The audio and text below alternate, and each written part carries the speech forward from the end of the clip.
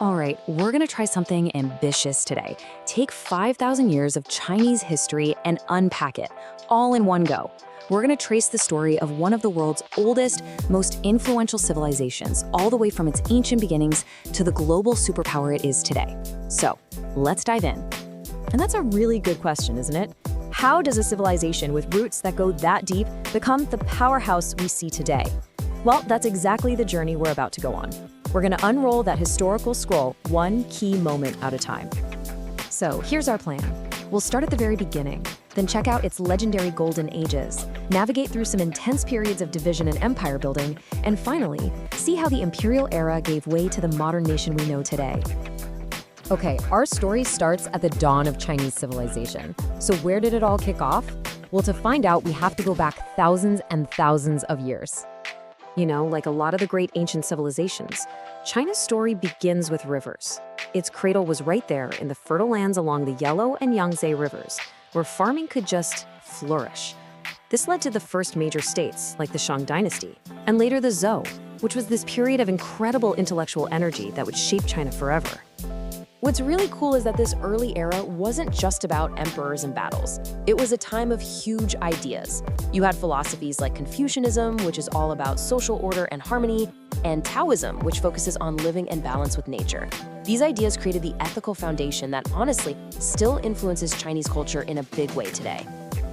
So these early states and all those big ideas eventually led to a massive turning point in Chinese history, their unification into one single gigantic empire. And the dynasty that first pulled off this incredible feat, that was the Qin. Back in the 3rd century BCE, they did something nobody had ever managed to do before. They forged the very first unified Chinese empire. Now, their dynasty didn't last very long, but wow, their impact was huge. They standardized things like writing and money across this huge territory, and they started one of the most ambitious building projects in all of human history, the Great Wall. Right after the super intense, centralized rule of the Qin came the Han dynasty. They took that unified foundation and just built on it, kicking off a true golden age. We're talking peace, prosperity, and some incredible advances in science and trade. But you know how history is, right? It often moves in cycles. So after all that stability under the Han, China went into this long period of fragmentation and conflict, but it would eventually lead to an incredible rebirth. When the Han dynasty finally fell, the empire shattered into the famous Three Kingdoms period. It was this epic era of heroes, amazing military strategy, constant warfare, and it's been romanticized in Chinese culture ever since. Out of all this division, new dynasties rose, and they came up with some brilliant new ideas. The Sui, for example, they not only reunified China, but also introduced the imperial examination system. This was absolutely revolutionary, a way to select government officials based on their merit and intelligence, not just because of their family name. It created this super sophisticated bureaucracy that was the envy of the world for centuries. And this shows how golden ages can look totally different. Take the Tang dynasty. It was this cosmopolitan, expansive empire, famous for its incredible poetry and art. But then you have the Song dynasty that followed, which was an economic powerhouse. They were known for huge technological leaps, like inventing the printing press and gunpowder, and for their booming commercial cities. And then everything changed. The Mongols, led by Kublai Khan, swept in and conquered China, establishing the Yuan dynasty. But after about a century, a native revival movement rose up and gave birth to the Ming dynasty. They kicked the Mongols out, re-established Chinese rule, and launched a whole new era of exploration and cultural confidence.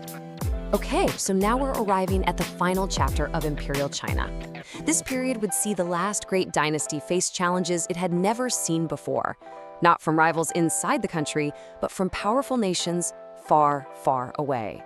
China's last imperial dynasty was the Qing, which was established by the Manchu people from the northeast. They ruled over a vast and pretty prosperous empire for almost 300 years, marking the end of a system that had been in place for 2 millennia. But during the later years of the Qing, the world was changing.